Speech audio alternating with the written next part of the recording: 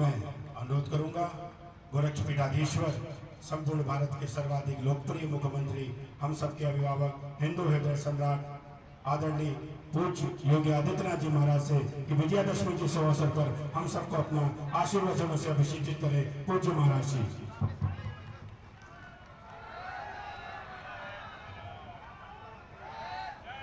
भारत माता की, भारत माता की, भारत माता की।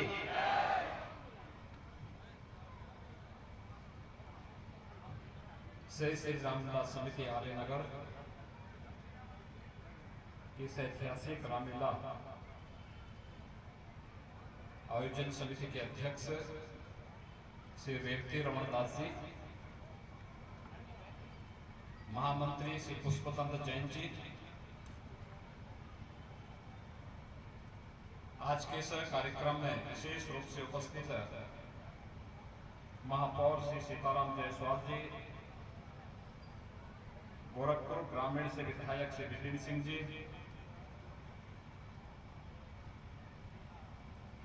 श्री अशोक जालान जी,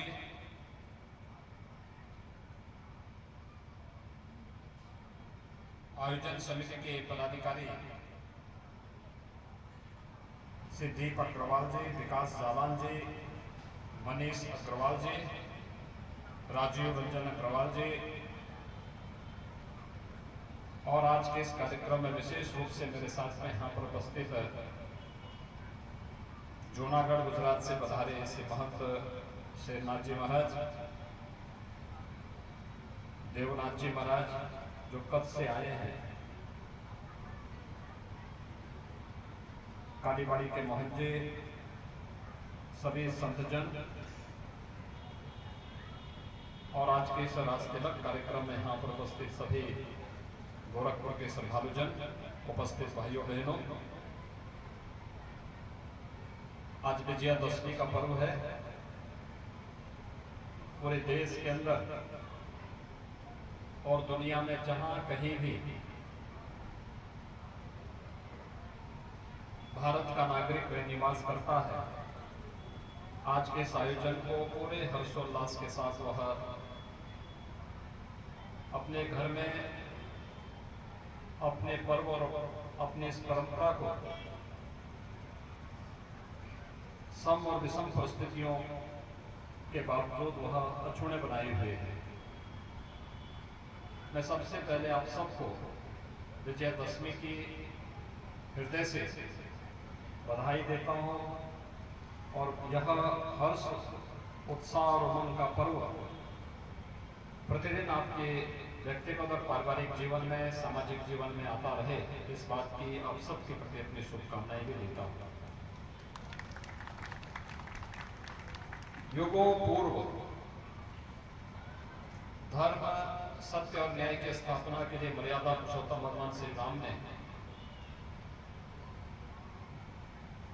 अत्याचार, अन्याय और उत्पीड़न के प्रतीक रावण का वध किया था और युगों पूर्व हुई इस घटना के साक्षी आज भी हम रामलीला आयोजन के माध्यम से बढ़ते हैं। हमारा व्यक्तिगत जीवन हो, हमारा पारिवारिक जीवन हो, हमारा सामाजिक जीवन हो, सार्वजनिक जीवन हो, हर एक स्तर पर हम लोग मर्यादा पुरुषोत्तम भगवान श्री राम के इस पावन आदर्श को अपने जीवन का हिस्सा मान करके निरंतर उस पथ का अनुसरण करने का प्रयास करते हैं जो युगों पूर्व मर्यादा पुरुषोत्तम भगवान श्री राम ने इस धराधाम पर अवतरित होकर के मानव रूप में उन सब लीलाओं को रचने का कार्य किया था और हम सबके सामने का आदर्श प्रस्तुत किया था। भगवान विष्णु का यह मानव अवतार हम सबको सम विषम परिस्थितियों में धैर्य न खो करके चुनौती का मुकाबला करने, लेकिन सदैव सत्य, न्याय और धर्म के मार्ग का अनुसरण करने की प्रेरणा देता रहा है। मेरा ये मानना है कि रामलीलाओं का जो आयोजन आज हम सब कर रहे हैं, ये संत तुलसीदास जी ने मध्यकाल में प्रारंभ किया था, जब देश गुलामी की बेड़ियों से झगड़ा हुआ था, विदेशी हमले हो रहे थे, धर्म और संस्कृति खतरे में थे। उस कालखंड में उन्होंने सांस्कृतिक जागरण का और सांस्कृतिक जागरण के माध्यम से राष्ट्रीय चेतना को जागृत करने का कितना सशक्त माध्यम हम सबके सामने दिया। ये रामलीलाएं आज भी गांव में सामाजिक एकता के संदेश को लेकर के नित्य निरंतर एक नई प्रेरणा प्रदान कर रहा है, और उसी प्रेरणा के साथ हम सब जुड़े हुए हैं। गोरक्षपीठ की परंपरा सैकड़ों वर्षों से इस मानसरोवर मंदिर में आकर के, मानसरोवर मंदिर में वहां पर भगवान मानसरोवर का अभिषेक करने के उपरांत, वहां पर देव विग्रहों का पूजन करने के उपरांत इस रामलीला मैदान में आकर के मर्यादा पुरुषोत्तम भगवान श्री राम का रास तिलक का कार्यक्रम संपन्न करने का एक कार्यक्रम, एक परंपरा जुड़ी हुई है। और गोरक्षपीठ की उसी परंपरा का निर्वाह करने के लिए आज विजयादशमी के इस पावन पर्व पर मुझे फिर यहाँ आने का सौभाग्य प्राप्त हुआ है। आप सब जानते हैं कि पहले पूज्य गुरुदेव ब्रह्मलीन गोरक्षपीठाधीश्वर महंत अभेद्यनाथ जी महाराज उस परंपरा को लेकर के यहाँ पर आए थे। उससे पूर्व उनके पूज्य गुरुदेव गोरक्षपीठाधीश्वर ब्रह्मलीन महंत दिग्विजयनाथ जी महाराज उस परंपरा को लेकर के चले थे। उससे पूर्व ब्रह्मलीन महंत ब्रह्मनाथ जी महाराज, बाबा गंभीरनाथ जी महाराज, और ये परंपरा सैकड़ों वर्षों से उसे पीढ़ी दर पीढ़ी एक परंपरा से दूसरी परंपरा तक पहुंचा करके चेहरे बदलते गए, लेकिन रामलीला का मंचन अनवरत उसी रूप में आज भी यहाँ पर होता है। और विजयादशमी के अवसर पर मर्यादा पुरुषोत्तम भगवान श्री राम का रास तिलक के माध्यम से हम सब अपने वर्तमान पीढ़ी को एक ही संदेश देते हैं कि हमें सदैव सत्य, न्याय और धर्म के मार्ग का अनुसरण करना है। ये धर्म जो हमें सदैव अपने कर्तव्यों के पथ पर अग्रसर करने की प्रेरणा प्रदान करे। धर्म केवल उपासना विधि नहीं है, धर्म एक प्रेरणा है कर्तव्य की, अपने कर्तव्य पथ पर अग्रसर होने की, और कर्तव्य पथ पर अग्रसर होने की जो प्रेरणा है, उस प्रेरणा के साथ हम सब जुड़े हुए हैं। यही तो प्रेरणा हमें वर्तमान में प्रत्येक नागरिक के जीवन में कल्याण का मार्ग प्रशस्त करने के लिए आगे बढ़ाती है। और मेरा ये मानना है, जब तक मर्यादा पुरुषोत्तम भगवान श्री राम के पावन कथा का गान घर घर में होता रहेगा, भारत का कोई बाल बांका नहीं कर पाएगा। आपने देखा होगा, धैर्यपूर्वक स्थिर चित्त के साथ जब किसी एक अभियान के साथ भारतीय जनमानस एकजुट होकर के चलता है, नेतृत्व के प्रति अटूट निष्ठा रहती है, तो सफलता अवश्य प्राप्त होती है। 500 वर्षों से अयोध्या में श्री राम जन्मभूमि पर गुलामी के जिन बादलों ने उसे घेर करके भारत को अपमानित करने का प्रयास किया था, आज वे सब एक एक करके छटते गए। एक लंबे संघर्ष के बाद बड़ा आंदोलन हुआ। कोई ऐसा पथ नहीं था जिस पथ का अनुसरण करते हुए राम भक्तों ने श्री राम मंदिर के पुनर्निर्माण के लिए उस अभियान को आगे न बढ़ाया। लेकिन सत्य की जीत होती है और न्याय सदैव सत्य के साथ रहता है। लेकिन न्याय और सत्य को प्राप्त करने के लिए धर्म का मार्ग अनिवार्य है, आवश्यक है। और अयोध्या के परिप्रेक्ष्य में आप सबने देखा होगा यही हुआ। आज अयोध्या में भगवान श्री राम का भव्य मंदिर के निर्माण का कार्य युद्ध स्तर पर आगे बढ़ रहा है। आप देख रहे होंगे कितना भव्य मंदिर, दुनिया का सबसे भव्यतम मंदिर होगा अयोध्या में भगवान श्री राम का बनने वाला मंदिर। युद्ध स्तर पर कार्य प्रारंभ हो चुका है। स्थितियां इस बात को प्रदर्शित करती हैं कि नेतृत्व तो सही है, आम जनमानस के मन में उनकी नीति और नियत में कोई खोट नजर न आता हो और पूरी निष्ठा के साथ आम जनमानस अगर अपने नेतृत्व पर विश्वास करते इस अभियान के साथ जुड़ा है तो आपको सफलता से कोई रोक नहीं सकता है। और अयोध्या में श्री राम जन्मभूमि पर भव्य मंदिर निर्माण का मार्ग प्रशस्त होना इसी बात को प्रदर्शित करता है। आज भारत ने राम मंदिर के निर्णय के बाद प्रधानमंत्री मोदी जी के नेतृत्व में भारत की सांस्कृतिक विरासत को वैश्विक मंच पर प्रस्तुत करने में कितनी बड़ी मदद की। आज पूरी दुनिया भारत के इस अभियान का समर्थन करती है। आज वैश्विक मंच पर भारत की परंपराएं जो हजारों वर्षों की विरासत थी, एक एक करके वैश्विक मंच पर छाती जा रही है। और वर्तमान में आपने देखा होगा किस हद तक जाकर के हम लोगों ने इसमें सफलता प्राप्त की।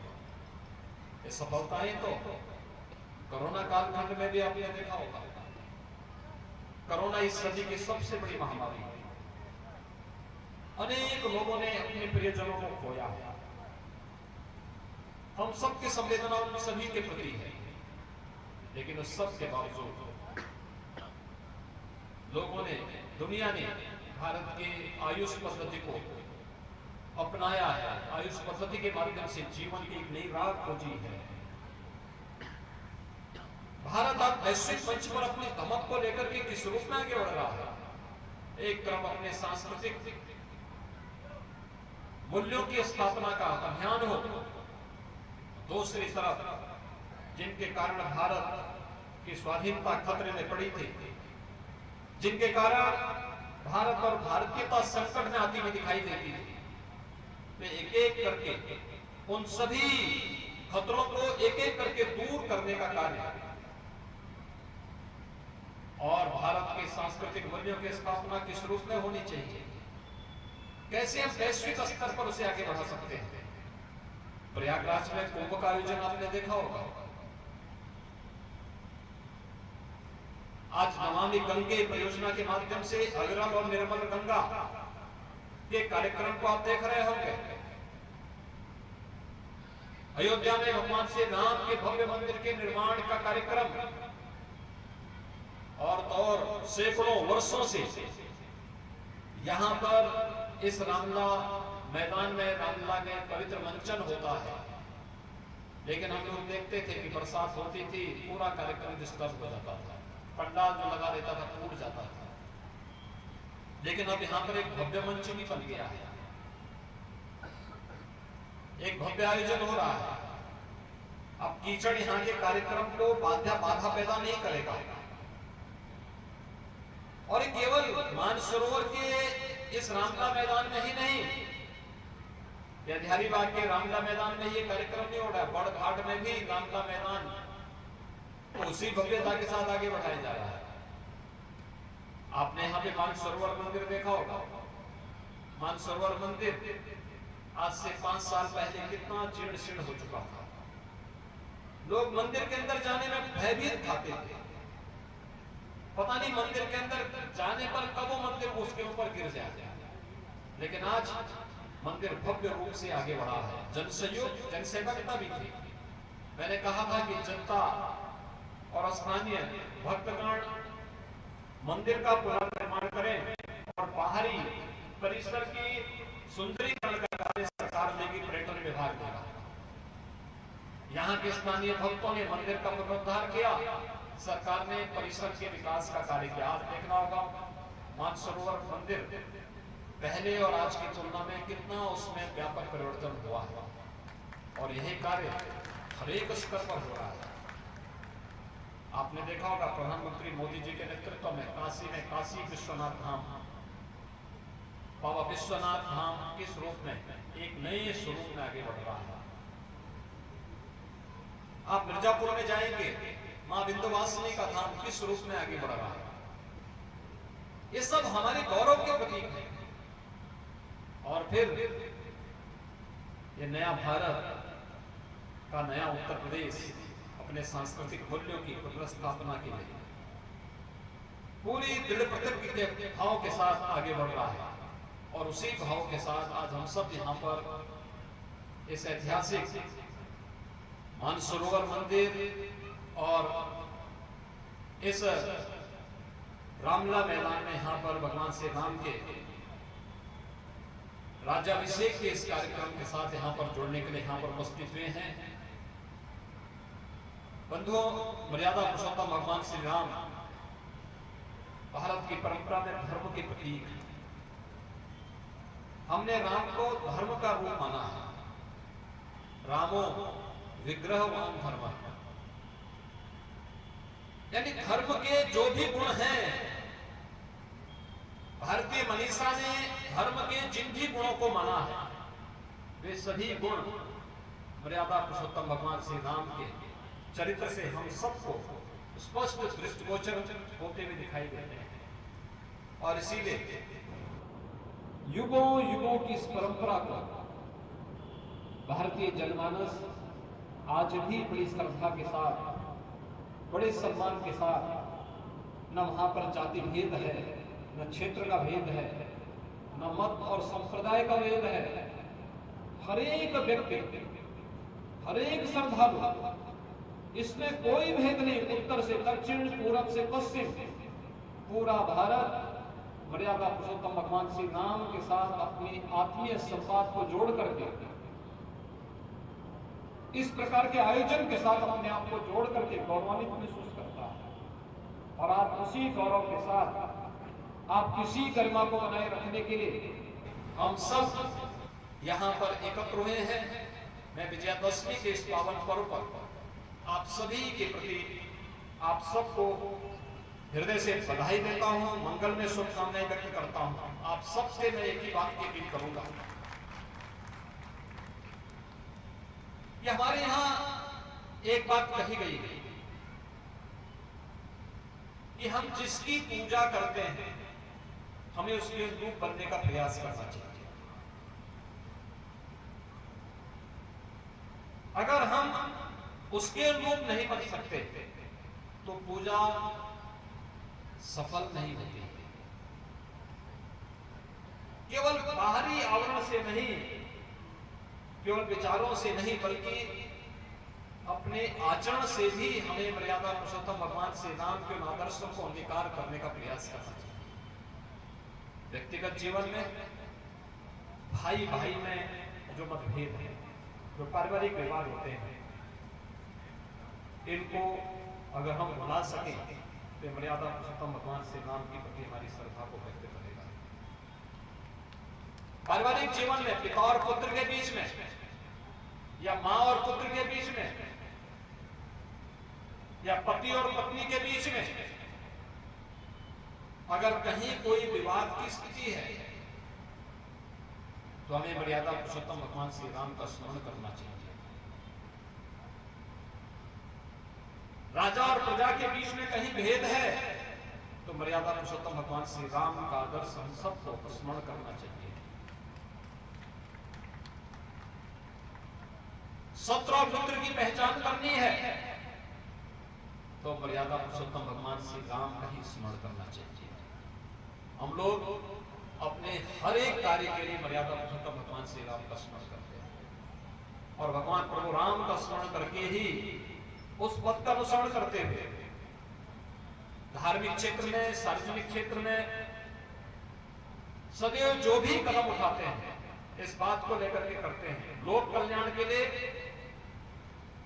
प्रदेश की 25 करोड़ की आबादी के हित के लिए जो कदम होगा वही लोक कल्याणकारी होगा। और मर्यादा पुरुषोत्तम भगवान श्री राम का आदर्श सामने रख करके हम उस पद का अनुसरण करते हुए आगे बढ़ते हैं। मर्यादा पुरुषोत्तम भगवान श्री राम का यह आदर्श सदैव हम सबका मार्गदर्शन करता, हमें एक नई प्रेरणा, एक नई ऊर्जा से ओतप्रोत करता है। और यही कारण है आज नए भारत का ये नया उत्तर प्रदेश मर्यादा पुरुषोत्तम भगवान श्री राम के आदर्शों को ध्यान में रख करके आगे बढ़ रहा है। आज उत्तर प्रदेश हर एक क्षेत्र में आगे बढ़ रहा है। उत्तर प्रदेश आज हर एक स्तर पर विकास की बुलंदियों को छूता हुआ दिखाई दे रहा है। हमने भेद नहीं किया, गरीब अमीर में कोई भेद नहीं। आवास मिलेंगे तो जिसके पास पहले आवास नहीं उसको मिलेंगे, क्योंकि सबरी भी तो भगवान राम की भक्त थी। निषाद राज भैया भी तो भगवान राम के पुत्र थे।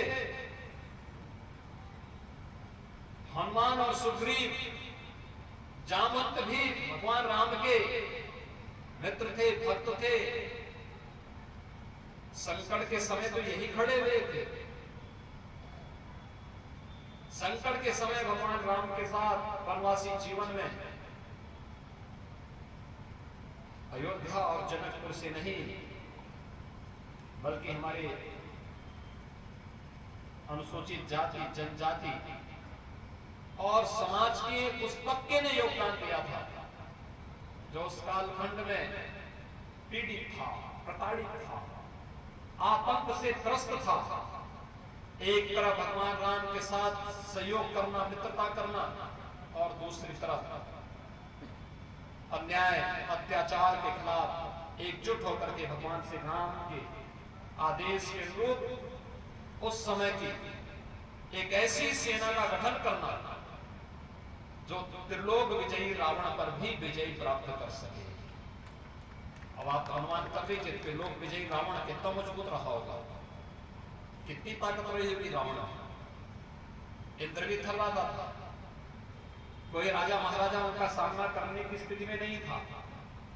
लेकिन इस सब के बावजूद मर्यादा पुरुषोत्तम भगवान श्री राम के नेतृत्व में उस समय के वानर, भालू और वनवासी जीवन यापन करने वाले उस समय के समाज ने किस रूप में टूट निष्ठा के साथ मर्यादा पुरुषोत्तम भगवान श्री राम के आदेश का अक्षरशः पालन करते हुए उस समय की सबसे बड़ी ताकत के रूप में मानी जाने वाली, त्रिलोक विजयी माने जाने वाले रावण और उनकी लंका को पूरी तरह ध्वस्त करके सत्य, न्याय और धर्म के मार्ग का अनुसरण करके हम सबके सामने एक नया आदर्श प्रस्तुत किया है।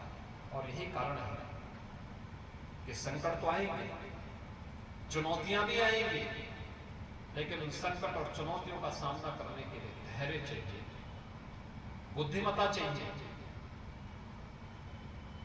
और उसी धैर्य के साथ आगे बढ़ने के लिए, दृढ़ प्रतिज्ञ भाव के साथ आगे बढ़ने के लिए हम सबके मन में उस प्रकार की इच्छा शक्ति भी होनी चाहिए।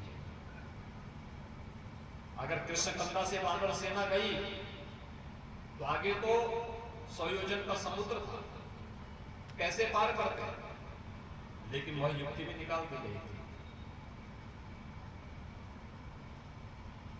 रावण रथी विरथ रघुवीरा, रावण तो शस्त्र से ससंपन्न था, लेकिन यहां तो बहुत हथियार थे, तो गदा थे, तीर भाले थे, पत्थर थे, अन्य अस्त्र शस्त्र नहीं थे।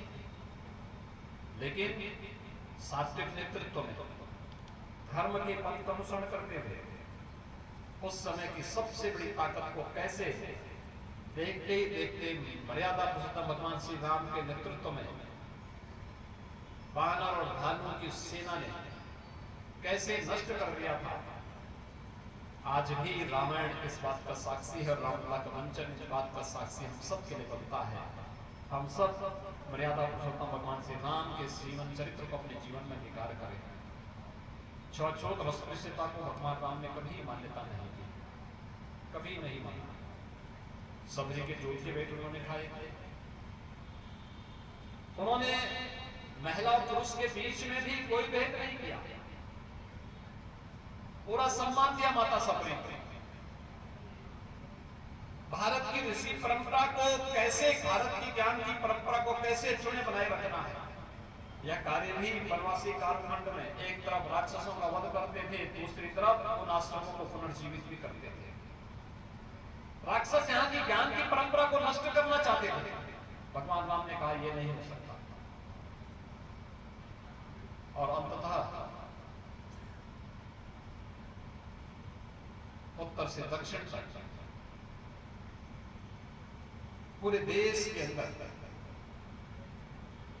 भगवान राम ने युगों पूर्व जिस भारत की सांस्कृतिक इकाई को उत्तर से दक्षिण तक खींचा है, वही आज भी बनी हुई है। भाइयों बहनों, आज के इस अवसर पर मैं एक बार फिर से आप सबको इस पावन पर्व पर हृदय से बधाई देता हूं। आपने 9 दिनों तक शारदीय नवरात्रि के पावन आयोजन के साथ जुड़ करके आदिशक्ति मां भगवती का अनुष्ठान भी किया है। आदिशक्ति मां भगवती आप सबको शक्ति दे, मर्यादा पुरुषोत्तम भगवान श्री राम के आदर्शों को आप सब अंगीकार कर सके, इस विश्वास के साथ आप सबके प्रति मैं हृदय से बधाई देता हूँ। आयोजन समिति को धन्यवाद देता हूँ और प्रभु श्री राम के श्री चरणों में कोटि कोटि नमन करते हुए उनकी प्रेरणा हम सब की ताकत बनेगी, इस विश्वास के साथ आप सबके प्रति मेरी शुभकामनाएं। धन्यवाद। जय हिंद। जय जय श्री राम। जय जय श्री राम।